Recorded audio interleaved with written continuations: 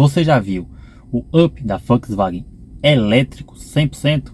Pois eu vou lhe mostrar a proposta que a Volkswagen, em parceria com a JAC, tem com esse carro aqui. E se esse carro vale ou não a pena aqui no Brasil.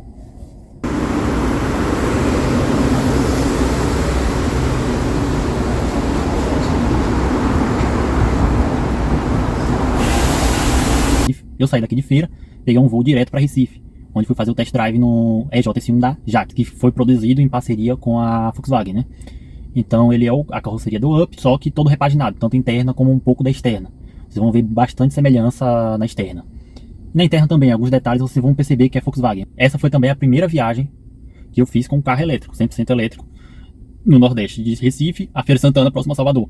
Dá uns 800 km de lá para cá. Mostrar qual foi as dificuldades que eu enfrentei de lá para cá, foi várias, e aconselhar você se o carro realmente também serve para viagem ou não.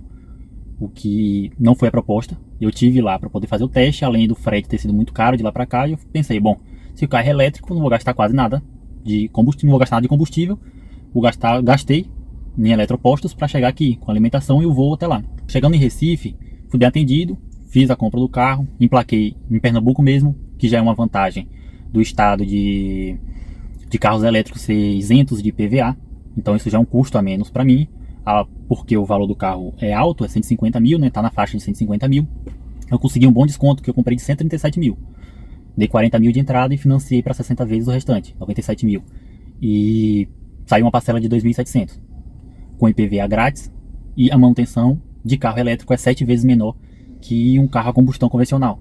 E isso eu vou mostrar durante o período que eu ficar com o carro, que é a pretensão, não sei, 3 a 5 anos, porque a gente roda Uber, então a gente roda bastante, né?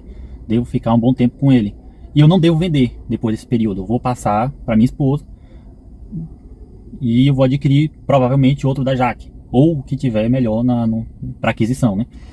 No caso da JAC, esse foi o melhor atualmente. Eu rodava por 8 meses com um Peugeot 208, que atualmente está com minha mulher, né? Paguei quase 80 mil nele, mais as manutenções e tudo mais, eu fiz esse cálculo. Só de combustível eu tinha uma média de R$3.500 por mês. Não era GNV, era na gasolina.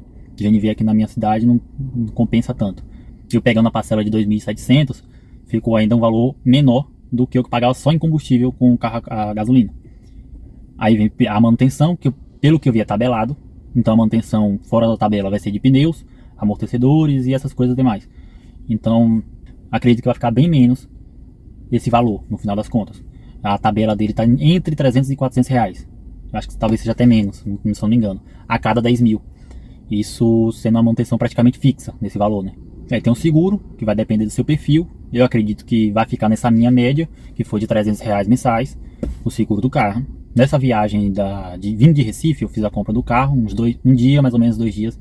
Eu fiz a compra do carro, não demorou 2 dias, o carro já estava emplacado. Foi um dia que eu fiquei lá, cheguei lá na sexta, no sábado à noite já estava pronto o carro, no domingo cedinho eu saí.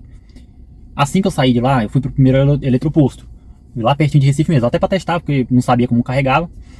Lá perto de Recife, a uns 50 km de Recife, o carro estava 100% quando eu saí de lá. Ele tem uma autonomia de 300 km. Chegando lá com 250, completei a recarga, tive um pouco de dificuldade para fazer o pagamento, que é pelo aplicativo, porque ele estava dando um erro com o cartão. Foi resolvido. Um pouquinho. Tive um pouco de desespero em relação a isso. Achei que eu teria que voltar em Recife, porque eu não ia conseguir fazer o pagamento e ia ficar na estrada. Isso já é um ponto. Viagens tem que ser programada. Eu programei bastante o roteiro, mas não programei como que seria pago ou algo do tipo. Nem sabia que era pago, para falar a verdade. Porque pelo que eu assisti em vídeos, os eletropostos são todos gratuitos. Pelo menos era isso que eu pensava. Mas não. Nas rodovias que são impostos de combustíveis, pelo menos aqui no Nordeste, que se chama linha verde da Coelba, pago uma taxa de acho que R$1 para poder desativar a bomba, o carregador, mais R$1 a cada quilowatt. Fiz o pagamento de aproximadamente uns R$8 dessa primeira recarga. Fui para a segunda. Na segunda, de Recife para cá, eu já parei em Alagoas. A uns 300 km de lá. Chegando em Alagoas, eu fiz a primeira recarga. No meio de Alagoas, perto de Maceió, eu fui fazer a segunda recarga. E cada recarga foi aproximadamente R$20, R$22, porque eu não cheguei lá zerado. Porque apesar do carro ter uma autonomia de 300 km, na estrada ele faz menos, uns 250. Contudo, a maioria dos eletropostos de lá para cá teve uma média de 150 km de um para o outro.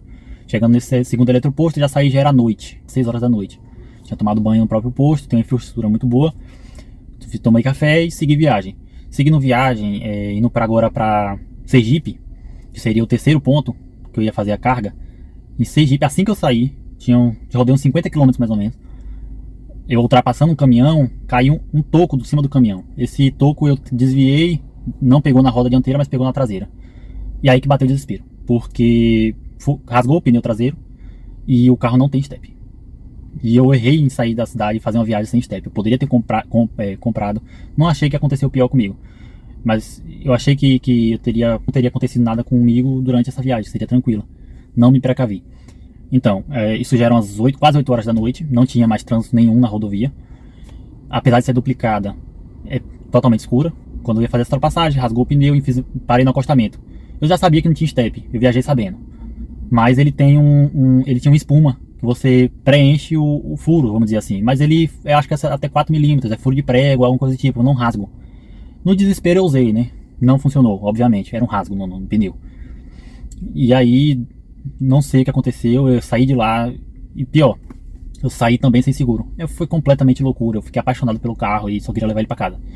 Aqui em Feira de Santana, pra poder rodar Uber e tal, aqui ia resolver meu seguro, tudo mais. Sem sinal, no meio do nada, o pneu furou, encostei, pisca-alerta, os caminhoneiros passavam, lógico que não vão parar, mas às vezes fazendo na maldade, de passar bem perto mesmo, talvez até parecendo que vai passar por cima.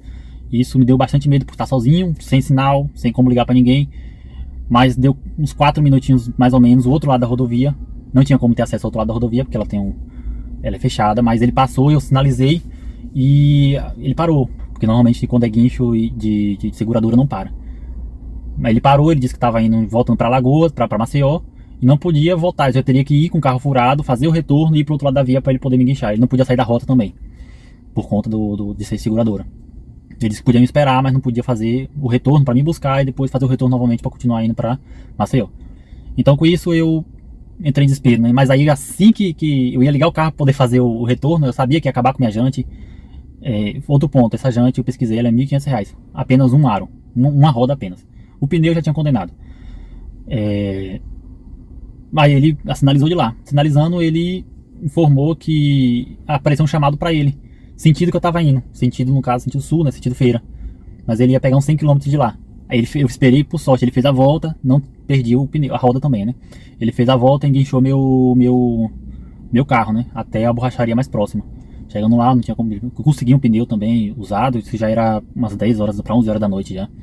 Consegui um pneu usado, coloquei no carro e segui viagem para Sergipe. Em Sergipe, parei no quarto eletroposto, né? Um quarto eletroposto, que era o último até chegar em casa, quarta-feira. Que é de lá para cá, uns 300 km, de Sergipe para cá. Para não, eu botei para carregar, dormi lá mesmo dentro do carro. Não tive cabeça nem de procurar um hotel. O último posto era o menos equipado. Não tinha hotel, não tinha nada, era no meio de nada. Mas tinha um eletroposto funcionando tranquilamente. Fiz a recarga dos 300 km e segui viagem. Segui viagem com tudo do carro desligado praticamente, só o farol, porque ainda não tinha amanhecido. Eram umas 4 horas da manhã. Eu segui viagem e se eu não me engano, tinha 270 km para chegar no próximo eletroposto, que é próximo aqui de casa. E a autonomia do carro é 300. E para a cidade é 300, mas para pista, né, é 250. Então eu tive que rodar como se estivesse na cidade. Fui limitado a 60 km por hora o caminho todinho. Não tinha outro eletroposto de um ponto a outro, então eu tive que me precaver para isso, né? Então eu tive que economizar o máximo para poder conseguir chegar. Desliguei o ar-condicionado e cheguei no eletroposto aqui próximo de casa, uns 15 km daqui de Feira, da minha casa no caso. E o carro já estava faltando uns 15% mais ou menos. Eu vim a 60 esse percurso todo, foi bem demorado. E tinha autonomia de 40 km ainda. Eu resolvi vir direto para casa. Eu vim, quando estava chegando perto já, pela 324, Salvador Feira, quem daqui conhece. O carro já estava totalmente apagado, em questões de autonomia já tinha subido. Quando ele chega a 10%, ele para de mostrar quanto tem de autonomia, que normalmente é uns 30 km. Aí também fica piscando, mas ele não mostra também a quilometragem que eu tenho ainda para percorrer. Mas ainda faltavam uns 5 km apenas. Então eu fui tranquilo até em casa. Cheguei em casa, botei para carregar na tomada comum e fui pegar o carro apenas no dia seguinte. Eu vou tentar fazer mais vídeos, mais conteúdo a respeito desse carro. E comente sobre viagens de carro elétrico, qual o ponto negativo, positivo. Se concorda que carros elétricos ainda está muito distante para viagens,